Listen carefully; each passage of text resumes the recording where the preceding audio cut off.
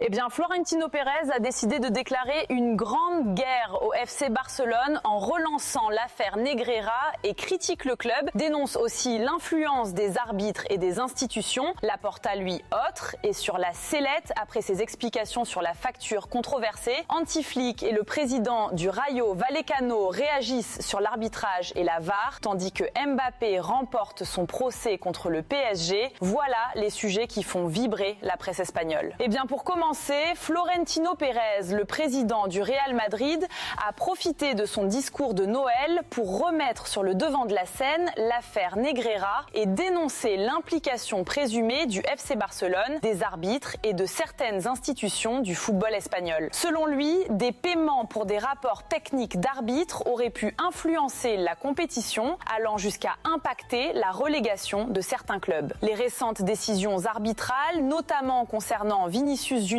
et Rodrigo, attisent encore davantage la tension. Pérez a qualifié l'affaire Negreira de scandale historique et dénoncé les montants importants versés pour obtenir ces rapports. Il a insisté sur la nécessité de rétablir la justice dans le football espagnol, affirmant que cette situation ternit l'image du championnat. Son message est clair, le Real Madrid ne reculera pas et continuera à défendre ses intérêts. Face à cette offensive médiatique, le président du FC Barcelone, Joan Laporta, se retrouve sur la sellette. Interrogé sur une facture liée à l'affaire Negreira, il a expliqué ne pas se souvenir de cette opération et n'avoir jamais connu Negreira personnellement. Ces déclarations ont relancé la controverse et ravivé les tensions entre les deux clubs rivaux. Du côté sportif, l'entraîneur du Barça, Antiflick, a pris position sur la question des arbitres en déclarant « Ils font partie du jeu, parfois ils se trompent, parfois ils sont parfaits. Les joueurs et entraîneurs font aussi des erreurs. L'important est de s'améliorer sans accentuer la pression déjà énorme qu'ils subissent. » Martín Preza,